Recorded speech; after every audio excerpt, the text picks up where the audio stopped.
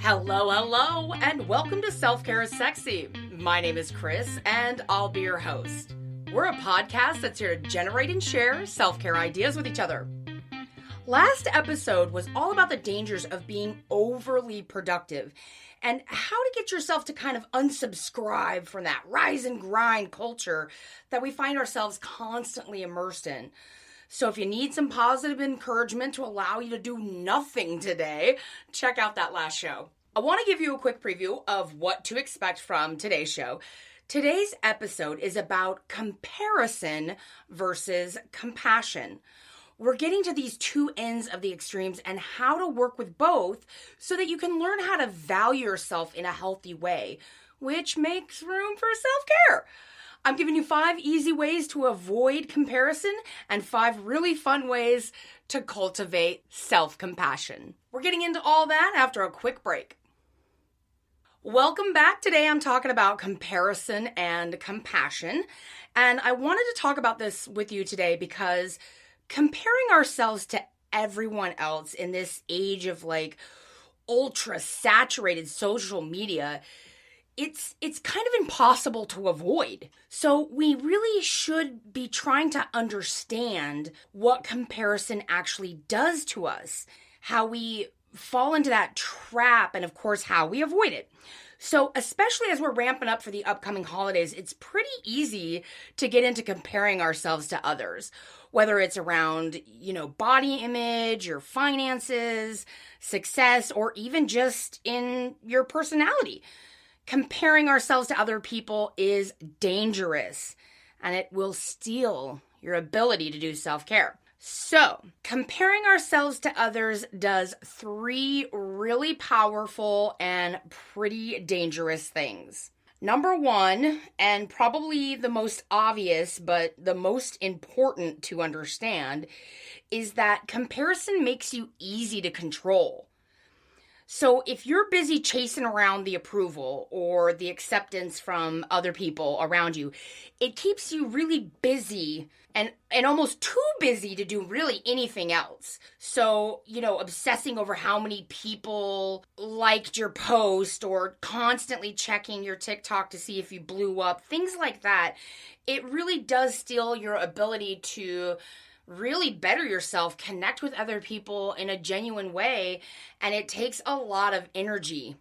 Number 2, another very deadly reasons that comparing yourself to other people should be stopped immediately is that comparison really requires you to make certain big-ass assumptions about other people. When you're comparing yourself to someone else side by side, you make the assumption that you're both starting from the same place.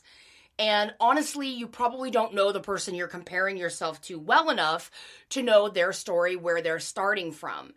If you were genuinely trying to, cultivate getting to know someone and this connection with other people, you wouldn't really be obsessing about where you are in comparison to them.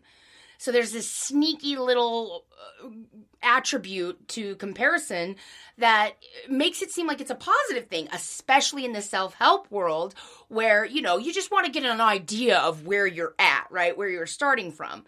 Well, unfortunately, in order to do that, if you're using another person as your marker, you're going to be making some assumptions about them that you maybe don't know. Number 3, another reason comparison is dangerous is that it makes you feel like shit about yourself.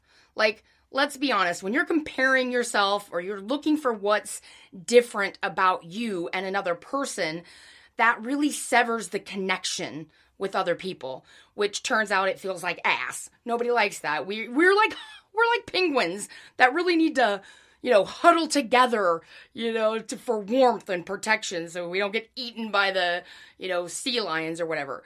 So humans innately, at a primal level, want to belong. They want to fit in.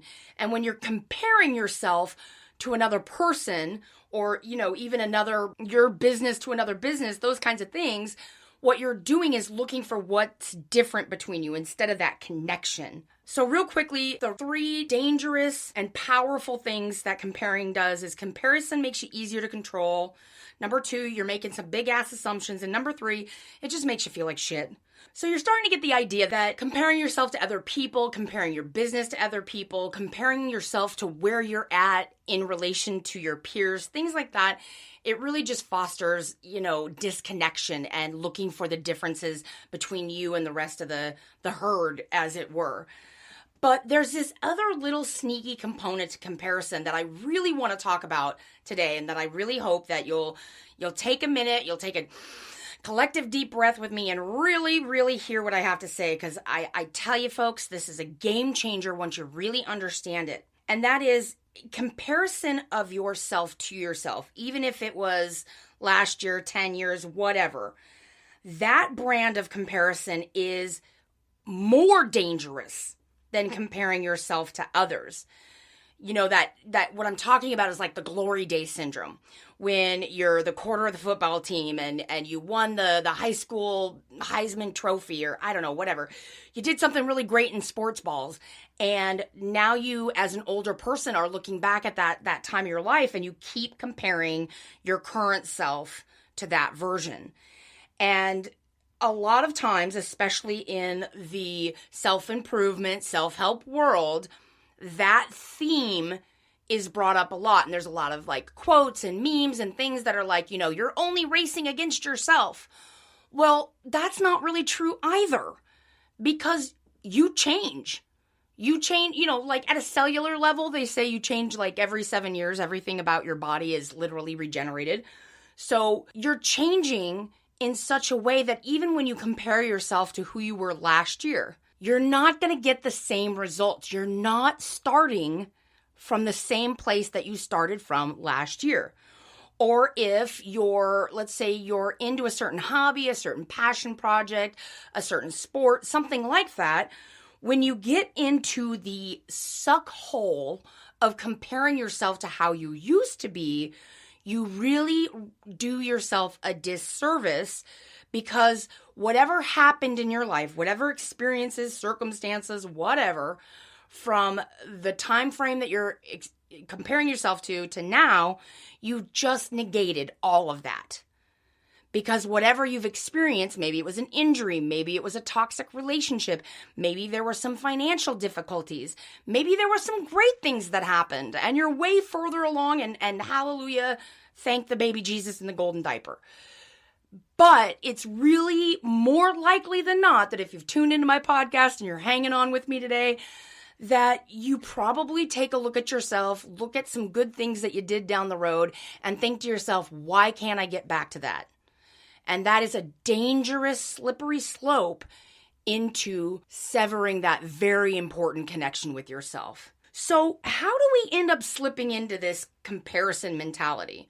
Like, why is it so easy for everyone to look around and look at Sally so-and-so or look at JoJo so-and-so and be like, oh, I don't have what they have, or I want what they have, and why don't I have it? And then starting to get into that comparison mode of what's different between us. How does that always end up being the trajectory of conversations with our pals? Well, number one, and again, the most obvious reason, is that most of us get sucked into comparison via social media. I'm going to be honest with y'all, and kind of, you probably already know me if you listen to the show. I'm a little bit older, and I do miss the days when you didn't know what everybody else was doing on the weekend. You didn't have that highlight reel in your pocket all the time to look at when you were bored. You could just go about your life doing whatever and not worried about whether or not you're missing out on something, or you're not doing enough, or you weren't invited to the party, or you didn't get the great new job or car or something that somebody's boasting about on social media. So if you've never lived in an era where you could just go out, live your life, do your thing, and maybe if you were in school or you had a job, Monday morning there'd be sort of chit chat about what'd you do this weekend, but you weren't constantly bombarded at your fingertips with everyone's highlight reel. So the truth of our reality now is that comparison is more pervasive, it's more in your face, and it's more fucking dangerous than ever. Number 2, how we end up slipping into that incredibly difficult comparison trap is that you lost touch with yourself. Comparison crops up when you decide, or you had the thought, that you didn't know what you should be doing or eating or what your goals are. So you start looking around yourself. You start looking outside yourself to figure out what you should be doing to feel happy. You start crowdsourcing your problems so that you can get creative ideas. You found this podcast because you might have been, looking on the Apple Podcast to see, is there anything I can do about my challenges with taking good care of myself? Or you lost connection with yourself because you're constantly going back to a place in time and a version of you that no longer exists. So when you lose touch with yourself, when you lose that connection, what do? You start looking around for solutions. And that inevitably slips you into comparison. Number 3, you end up slipping into comparison because, newsflash, I'm not breaking any ground here, folks, but you were taught to. We learn to mimic comparison right off the bat, right when we're young. It's how we regulate our social world so that we can survive. Not helpful, but you need to know how you fit in the world. You need to know how to belong, because we all need connection. Turns out you can't get through this thing without other human beings. I know, as much as we'd all like to just live under our covers, DoorDash and Amazon, everything, eventually you're going to have connection with another real human being. But you were taught at a very young age that there are markers at which you can gauge whether or not you're good, you're bad, you're on track, and you're off track. But the problem is that it's not just as easy as putting down your phone. We can't get away from keeping up with the Joneses mentality that we find ourselves saturated in. So what we do is we learn ways to avoid comparison and instead develop those easy, natural habits that help us really develop actual compassion. And more importantly, and more to the point, self-compassion. So I have 5 very easy ways to avoid comparison that just take a tiny bit of switch in the way that you're thinking about yourselves. And these ideas are not, groundbreaking. These are not earth-shattering ideas. These are just the different takes on how to think about comparison. And it might help to cue you and tell your brain that it's time to engage in some self-compassion versus falling in and slipping in to that comparison.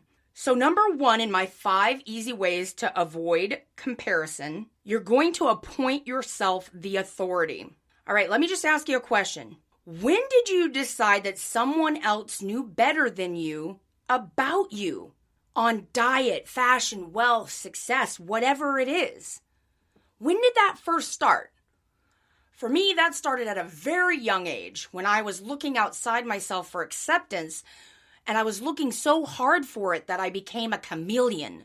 And I would just learn social cues and body language and really look at other people's behavior and decide, okay, this other person is cool, they're popular, they've got what I want, I'll just start acting like them, right? I think it's right around middle school when that happened for me.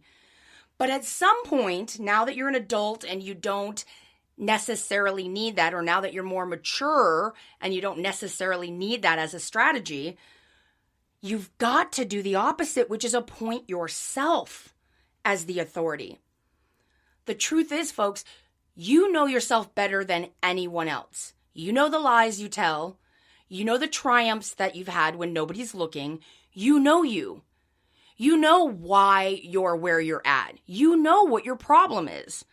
You don't need me. You don't need your mama. And you don't need anybody else telling you what your problem is. You are the authority on you. And that is really a huge switch in the way that we think about things. So if you find yourself doom scrolling, setting the phone down, feeling like shit, just remember, I'm the authority on me. Number 2, please, for the love of all that is holy, remove the phrase starting all over from your vocabulary. Let's all just agree, okay? When you're telling the story about your life, you've got to make sure to remember that all of your experience is valuable. You know, I typically hear this from my gal pals who have gone through a breakup, and they talk about, or after a divorce, or after you lose a job, or after some big catastrophe, which is when most of self-care happens. A lot of folks start with, I'm just starting all over. Or, you know, maybe you're trying to lose some weight to feel better about yourself, healthier or whatever, and you've put some pounds back on, and then you're, oh God, I'm starting all over, right? We're gearing up towards January. Everyone's going to be on the diet, healthy food, keto train.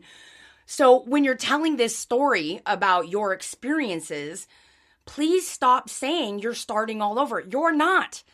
You don't start all over until you die. Turns out everything you're doing, every action, every experience, every time you have a new solution to the old problem, you are not starting over.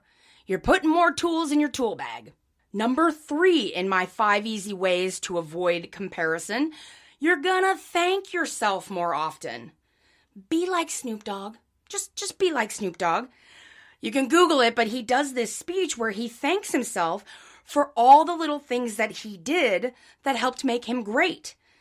I literally have listened to this thing probably 1,000 times, but he's accepting this award and he comes up to the podium and he takes a deep breath and, you know, he's very stoic and he looks, you know, just pristine with his locks pulled back and he looks amazing and he says, I'd like to thank me. I'd like to thank me for all the hard work at the time I got up and I didn't want to. And he goes on and it's just this incredibly empowering thing to see because that is the truth. Gratitude will shift you right the fuck out of comparison in a heartbeat, folks. So when you find yourself looking over to see if the grass is greener, just remember to start thanking yourself for all the things you've done along the way to get yourself some grass in the first place. Number 4, you're going to talk to the person you're comparing yourself to. Now, if they're famous or dead, obviously that won't work, but you could imagine what that conversation would look like. The whole idea when you're comparing someone, you know, let's say, like for me, I'll share a personal example to help facilitate this concept. My younger brother, who's amazing, I love him. Him and his wife are just adorable. But he's younger than me and he graduated college before me. He got a house before me. He got married before me. And if I were stuck in the suck hole of comparison, that would feel like absolute garbage. However, I have talked to my brother and been vulnerable with him and have learned that he and I did not start from the same place. And so his accomplishments, while he did it younger than I did, are not any more valuable than my own. And when you start to see the people you're comparing yourself with as people, you have to know some things about them before you make these big assumptions that allow you to compare what you're experiencing to what they're experiencing. I can't remember where I heard it, probably a podcast or, gosh, who knows? I get a lot of information from books. I listen to a lot of audiobooks, whatever. But somewhere along the lines, I heard a story about, it was Brene Brown when she was on a podcast and she was talking about how she's a swimmer and she has to really catch herself from comparing herself to the person who's swimming in the lane next to her. That she has to really intentionally wish them well on their swim so that she doesn't get into her head and start racing them. That's how pervasive comparison is. If someone like Dr. Brene Brown, a renowned author, speaker, and psychologist has a problem with this, you know what? It's normal that you do too. Number 5, last but not least, in my 5 ways to avoid the comparison suckhole. Number 5, you get to versus you got to. I think I've spoken about this on the podcast probably 1,000,000 times, but it's so important to repeat these fundamental concepts over and over again so that you're saturated in what works. And switching your whole mentality from, I got to go to work, I have to do this, I have to do the chores, I have to feed the dog, versus I get to. make a solid effort to really change the way you talk, even about the mundane things. This is really going to pull you out of that suck hole of comparison when you think about your life and your little tiny things you do every day as privilege. All right, I'm going to run through that list real quick one more time. My 5 easy ways to avoid comparison. Number 1, appoint yourself the authority. Number 2, remove starting all over from the vocab.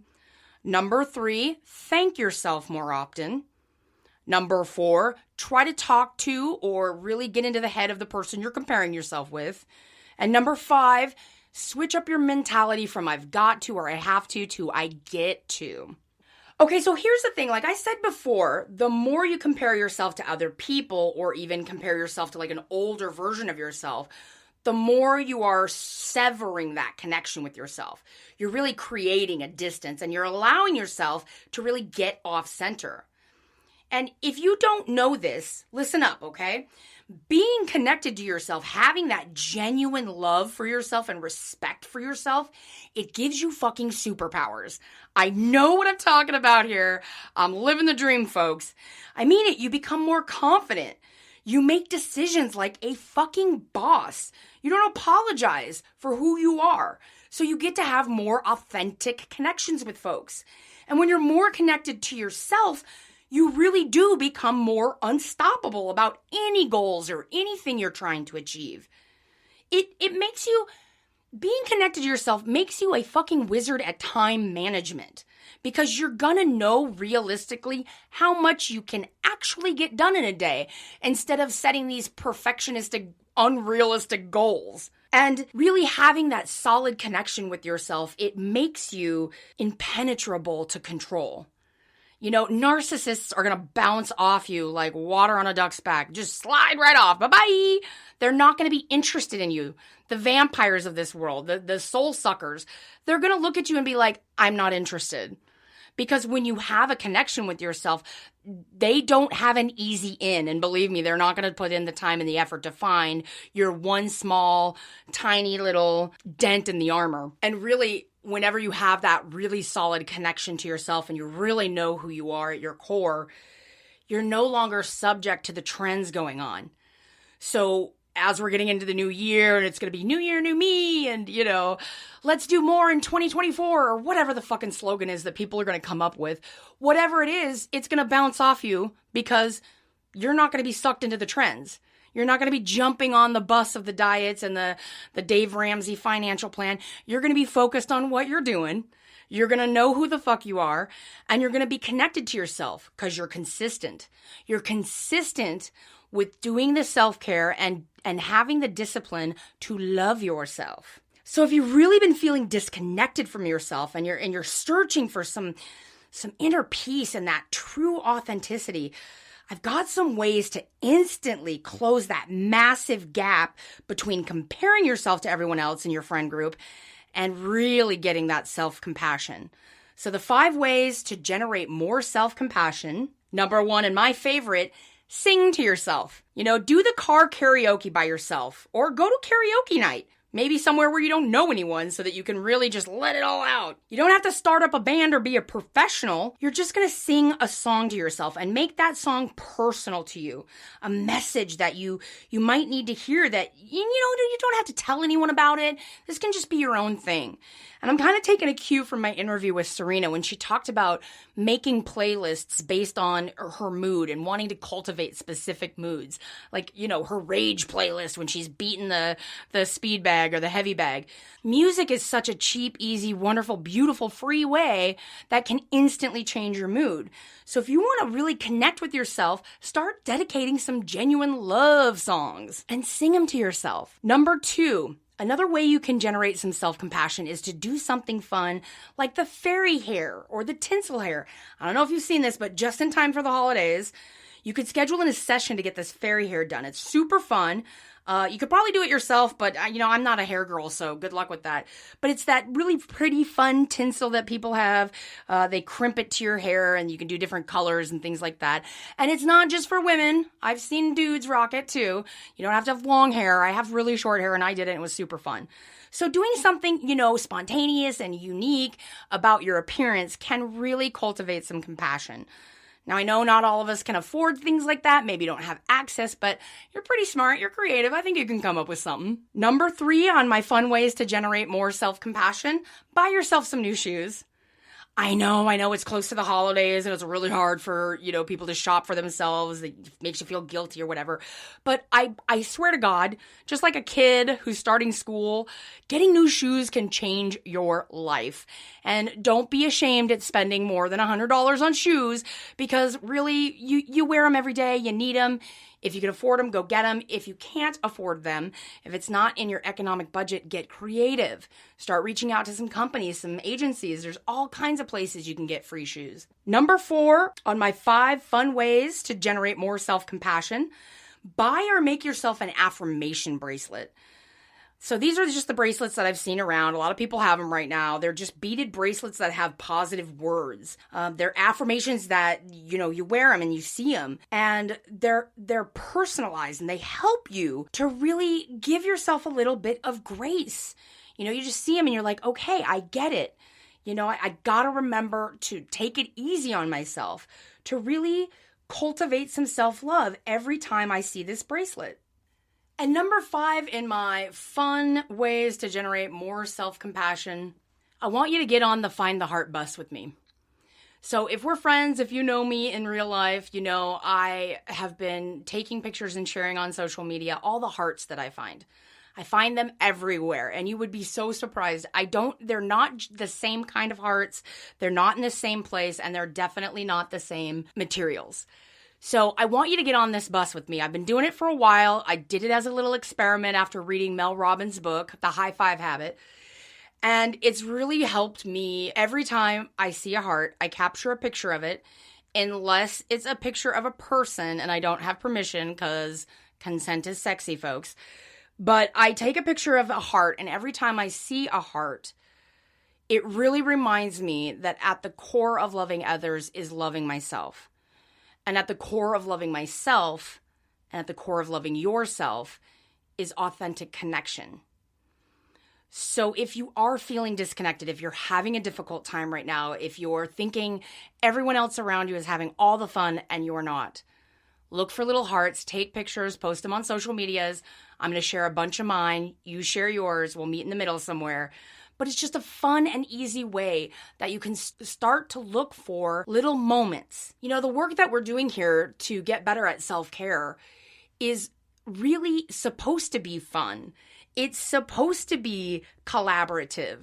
And it's not supposed to be, the shadow journal workbook on finding the shadow. It doesn't have to be a deep, dark dive. It can be fun. It can be liberating. And you know what? Sometimes it can be silly. So this week when you're out and about, take a picture of any heart you see. And in that moment, just remember, hey, self-love, self-love, self-love. Or like my sister says, self-party, self-party. They're the best. All right, I'm going to run through that list one more time. 5 fun ways to generate more self-compassion. Number 1, sing to yourself. Number 2, that fairy hair, tinsel hair. It's really fun. Number 3, get some new shoes. Number 4, buy or make yourself one of those affirmation word bracelets. And number 5, start finding hearts everywhere you go. Use it as a sign. All right, I hope that helps you to understand that whenever you find yourself looking beyond yourself for what you should be doing or how you should be or where you should be in life, just remember that when you start to doubt yourself, you're creating that self-doubt, you're creating that disconnection with yourself. And when you turn your head the other direction and start to look for ways to be compassionate, to give yourself grace, to really connect authentically to what you need and then give it to yourself, oh man, you become a superhero. All right, that's it for this week. Thank you for joining me. If you have a story you'd like to share and you want to be on the show, please email me. It's Chris, Kris, at selfcareissexy.com. Okay, we got some really great content coming your way, so stay tuned. And remember that self-care is sexy. We're giving you permission to put yourself first.